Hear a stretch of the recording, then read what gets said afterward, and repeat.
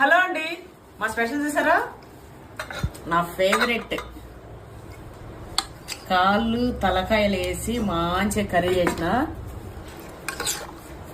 మా అత్తమ్మ స్టైల్లో చేసిన. అందుకే మంచిగా చిక్కగా కలర్ఫుల్గా కలకలలు అడిపోతుంది నా ప్లేట్.